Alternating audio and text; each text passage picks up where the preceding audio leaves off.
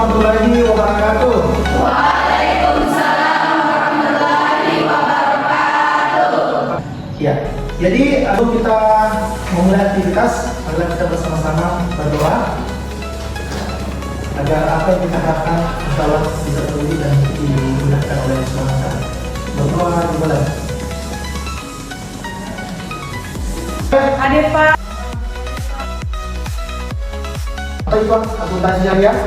Akuntansi syariah adalah proses pencatatan, mengelompokkan, dan mengklasifikasikan akun, kemudian untuk membuat laporan keuangan pada suatu perusahaan yang sesuai dengan prinsip syariah.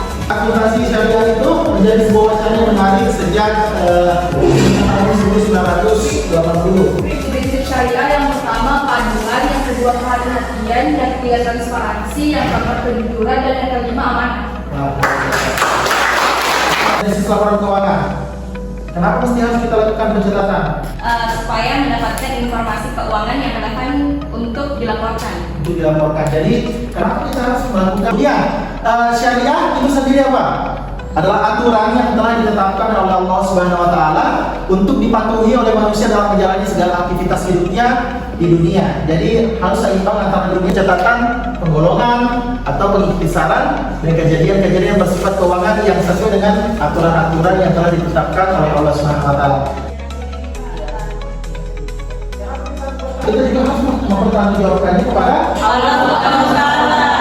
Oke, yang kedua, bagaimana perkembangan standar akuntansi syariah di Indonesia? Jadi perkembangan standar akuntansi itu dimulai dari tahun 2002 seperti yang kita lihat di ya. Jadi kemudian PSAK 31 itu di tahun 2002.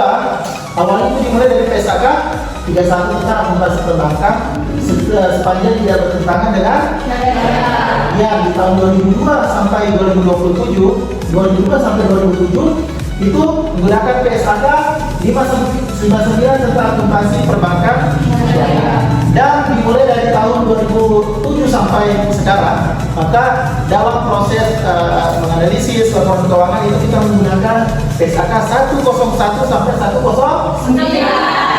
Benarkah akuntansi ada dalam Islam atau akuntansi itu hanya dibuat-buat oleh manusia?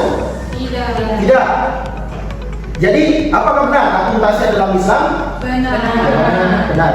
Jadi itu Allah memerintahkan umat Islam agar melakukan pencatatan pada saat bermuamalah secara tidak tunai. Jadi ketika misalnya kita melakukan aktivitas atau bermuamalah tidak secara tunai, maka hendaklah kita mencatat sebagai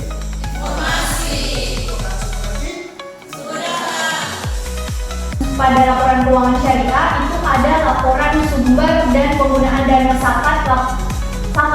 Jadi pertanyaan saya, apa saja sumber dari penggunaan dana zakat itu, Pak? Jadi dalam PSAK 109 itu dibahas tentang laporan keuangan ZIS.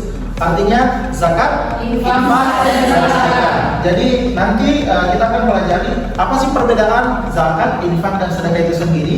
Kemudian dalam laporan keuangan ini nanti akan terpisah. Misalnya zakat, seperti apa penerimaannya, seperti apa penyalurannya. Kemudian untuk infak seperti itu juga, penyalurannya seperti apa, penerimaannya seperti apa. Dan terkait juga masalah zakat, infak, sedekah. Jadi nanti ada dana infak, ada dana zakat, ada dana sedekah, dan itu tidak bisa disatukan. Jadi nanti pelaporannya harus beda-beda. Karena contohnya zakat itu penyalurannya hanya untuk 8 golongan asnaf, hanya fakir, miskin, bisa dibilang mungkin. Tapi kalau zakat atau sedekah boleh kasih itu tapi tidak menjurus. Jadi zakat lebih ke sosial. Ya, jadi mungkin sampai di sini dulu perjumpaan kita untuk media online kalian. Jadi saya harapkan semuanya nanti resume di rumah. Dan jangan lupa untuk mempelajari karena minggu depan saya akan merefresh kembali seperti apa materi kita minggu ini. Oke, terima kasih banyak untuk hari ini dan sampai jumpa di minggu depan. Assalamualaikum warahmatullahi wabarakatuh.